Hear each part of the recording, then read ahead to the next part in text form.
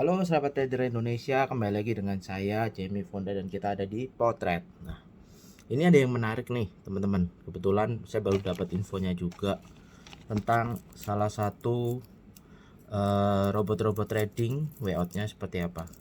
Yang lagi heboh saat ini Fahrenheit. Mungkin banyak sudah di grup-grup, mungkin ada yang sudah di share di internet. Yang terjadi sekarang adalah Fahrenheit MC. Sama seperti EA Copet. Dan EA Copet ini mungkin sudah dibaca banyak orang, jadi saya nggak bahas lagi. Tapi EA Copet ini hebatnya, saya bingungnya gini. Dia mengaku sebagai robot trading. EA itu kan berarti robot ya. Copet, tentunya kalau Copet tuh dikit tapi banyak.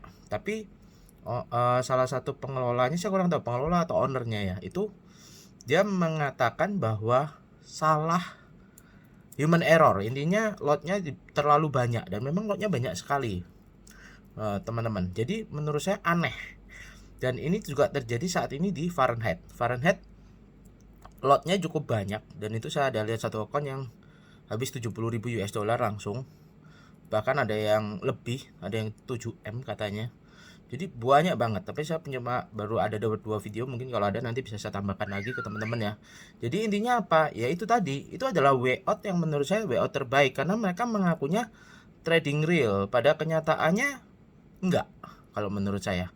Karena kalau mereka trading real, misalnya Anda seorang trader profesional dan Anda melakukan kesalahan di jumlah lot, yang Anda harus lakukan ya Anda cut loss di saat kerugian itu masih minimal. Tapi kalau Anda biarkan, berarti apa ya, saya tahu Anda pasti mengharapkan harga itu kembali seperti di Copet, tapi kan itu namanya kita meresikon sesuatu gitu loh. Dan yang saya heran, bukannya katanya itu automatic robot ya, kenapa bisa berubah lotnya, dan kemudian kenapa juga stop lossnya dirubah-rubah? Harusnya kalau robot sudah tetapkan berapa ya ikutin robotnya lah, karena kan itu sudah apa ya, itu sudah settingan awal gitu loh, yang sudah kita settingkan. Harusnya kan seperti itu ya kalau saya tahu saya, untuk yang trading beneran nih. Jadi karena saya sendiri juga ada trading beneran dan masih jalan ya, harusnya nggak ada masalah gitu loh. Kalau memang salah ya aku yang Anda salah, Anda cut loss. Harusnya seperti itu, karena itu bukan uang Anda, itu uang customer yang harusnya ya tetap kita harus berusaha mempertahankannya. Itu kalau kita bahas soal Copet. Tapi ya kembali lagi, itu kan salah satu cara yang kita nggak tahu apakah ini sengaja dibuat atau tidak, yaitu urusan lain lah. Buat saya ya hal itu sudah terjadi, dan maka uang Anda selesai, dan itu adalah way out terbaik menurut saya.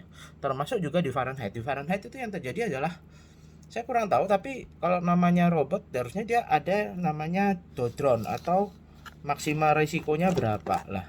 Kalau itu tidak dimanfaatkan, apa gunanya EA gitu loh. Tapi saya makanya kurang tahu juga ini. Mungkin ada teman-teman yang tahu bisa komen ya di bawah ya.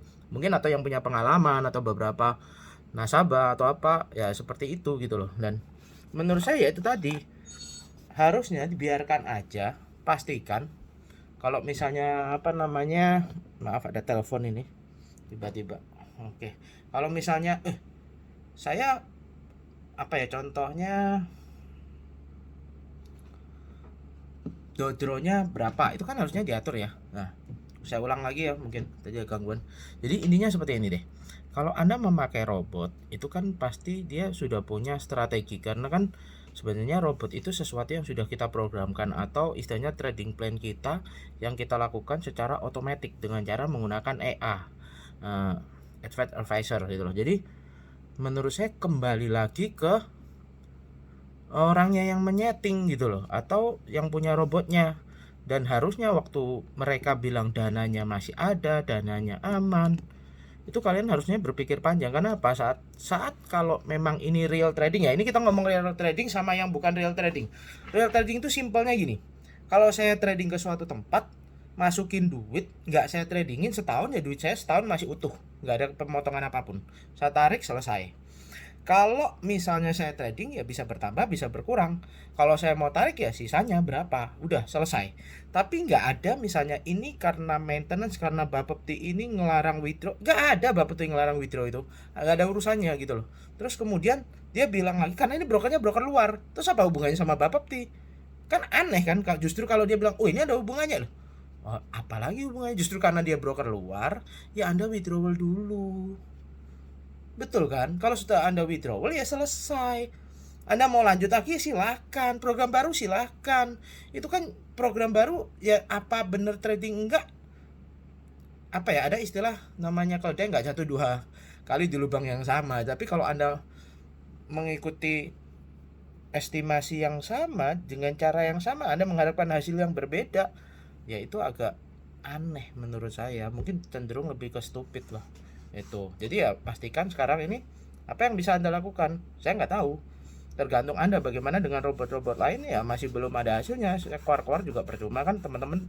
Banyak sekali yang sudah keluar-keluar kayak Koroi Sakti, kemudian ada siapa lagi, ada banyak lah, Gema Merdeka, Gema lah si Pak Gema Astronaci, itu udah keluar-keluar juga percuma. Kenapa Anda merasa oh ini masih dapat ini? Selalu ada harapannya, itu yang ditanamkan oleh bisnis money game. Harapan, harapan, harapan, dan impian gitu loh. Yang jadi masalah mereka itu, robot trading ini sebenarnya agak aneh. Anehnya gini, mereka itu menghilangkan unsur Anda belajar tradingnya dengan istilah menggunakan robot. Nah, betul, memang lebih efisien. Memang ada robot yang bagus, ada robot yang jelek, pasti ada gitu. Jadi robot ini tetap ada resikonya ya. Bukan berarti kalau robot bagus itu nggak ada resiko, nggak ada, bullshit. Nggak ada bisnis nggak ada resiko, itu nggak ada gitu loh. Ya, jadi kalau istilah saya ya, kalau Anda merasa robotnya itu bener bagus, simple cara ngetesnya. Kalau beneran itu robotnya bagus, tes di semua broker yang ada, pecah-pecah uang Anda, jangan jadikan satu. Kalau Anda jadikan satu berarti ya sama aja, Anda taruh telur satu keranjang. Kalau mereka pecah, selesai, pecah semua kalau Anda jatuh gitu. Tapi kalau misalnya maaf Anda taruh ke beberapa broker dengan robot yang sama, hasilnya kan sama, paling beda-beda sedikit lah.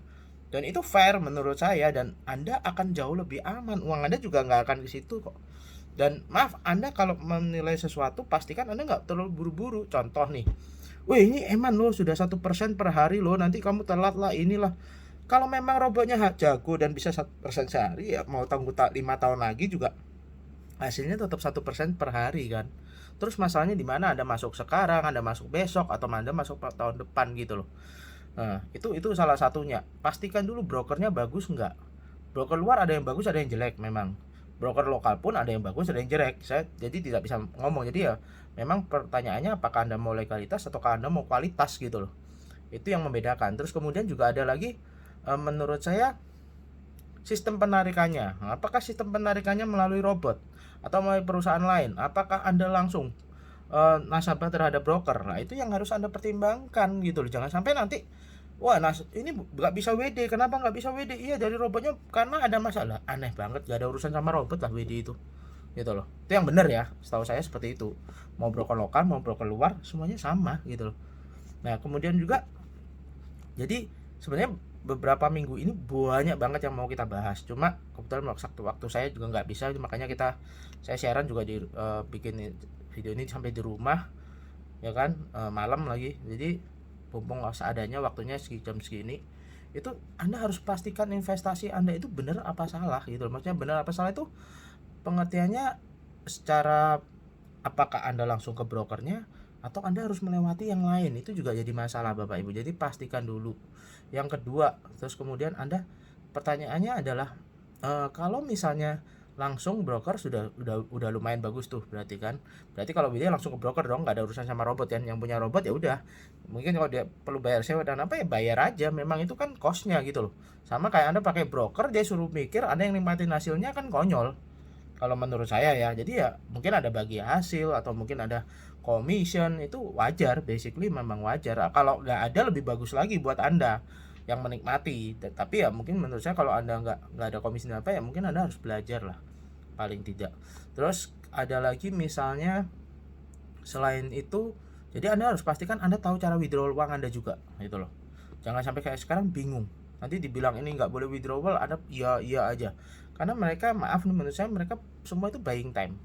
Dan informasi yang cukup valid juga saya dengar sih, memang yang masih yang terbanyak asetnya salah satunya ya Net89. Saya kurang tahu sih, tapi karena dia yang pertama, menurut saya dia sudah beralih ke market kripto itu cukup lumayan. Mungkin kalau valuasinya ya, kalau saya nggak salah informasi itu kurang lebih 9T, cukup banyak sih. Tapi apakah itu setara dengan jumlah nilai semua membernya? Saya rasa enggak. Jadi kalau jumlah membernya pasti lebih dari itu menurut saya ya pribadi. Nah, jadi yang jadi masalah juga nilai Bitcoin atau kita ngomong, nggak, saya kurang tahu ya koinnya apa, bisa Bitcoin, bisa apa ETH dan lain sebagainya, tapi jumlah valuasinya dulu kemarin itu segitu gitu loh menurut teman-teman yang memberikan informasi. Tapi mari kita bahas sekarang bagaimana dengan kalau Bitcoin turun. Nah, jadi ada salah satu link juga tentang The Fed yang akan pasti menaikkan suku bunga Amerika 0,25%. Nah, apa yang terjadi? Mungkin dia akan mendorong harga komoditi untuk turun. Tapi yang jadi masalah harga komoditi saat ini adalah oil terlalu tinggi, emas juga cukup tinggi, hampir mendekati nilai tertingginya di 2040 kalau nggak salah, kalau nggak salah ingat ya. Terus kemudian oil sudah hampir mendekati 125 US dollar per barrel kayaknya ya. Nah, tadi siang sih saya lihatnya. Malam saya belum pantau lagi. Lah, kalau harga oil terlalu tinggi yang terjadi apa? Nilai energi akan juga naik tinggi gitu loh. Sedangkan untuk nambang Bitcoin juga keperluan energinya cukup tinggi loh. Listriknya juga lumayan. Nah, kalau itu sampai terjadi terlalu tinggi, yang terjadi apa? Mungkin nilai kripto akan dipaksa turun gitu loh nantinya. Nah, Anda bisa bayangkan bagaimana valuasinya. Kalau semakin naik sih oke mungkin ya. Tapi bagaimana kalau semakin turun? Nah, itu kan cukup berbahaya. Tapi saya memang bukan ahli di kripto. Saya bahkan kripto itu baru belajar dari teman saya. Jadi ya masih baru-baru aja. Karena memang kayaknya kok menarik banget. Cuma yang jadi masalah ya kembali lagi legalitasnya apakah oke. Karena ada pendapat bahwa it's not your Bitcoin if not in your wallet. Jadi istilahnya koin Bitcoinmu itu belum jadi Bitcoinmu selama dia tidak ada di walletmu. Walletnya itu mungkin benar-benar real wallet ya, bukan walletnya dari apa contoh kayak Binance, Indodax itu belum. Jadi harus sudah benar-benar di walletmu. Sekarang banyak sekali para apa namanya penambang atau apa itu mereka simpan koinnya di kayak pakai USB gitu deh dengernya. Jadi colokin di USB, tapi kalau USB-nya hilang ya selesai. Ada lagi yang di print pakai apa kayak lembaran gitu, ada kayak barcode atau apa gitulah. Ya itu baru beneran kan loh. Karena di poolnya juga bisa ada masalah, di exchanger juga bisa ada masalah. Bahkan ada saya dengar di luar negeri itu sampai kehilangan satu hari bisa sampai 8 ETH. Ada bayangkan kalau satu ETH aja 20 sampai 30 juta, kalau 8 sudah berapa gitu loh. Jadi dan itu bisa dilacak tapi Anda tidak tahu siapa yang ambil. Masalahnya memang anonimus, jadi tidak ada namanya. Yang tahu cuma kayak nama nomornya aja, tapi kalau namanya siapa ya nggak tahu. Orang Indonesia yang nggak tahu, orang luar Indonesia yang nggak tahu juga gitu loh.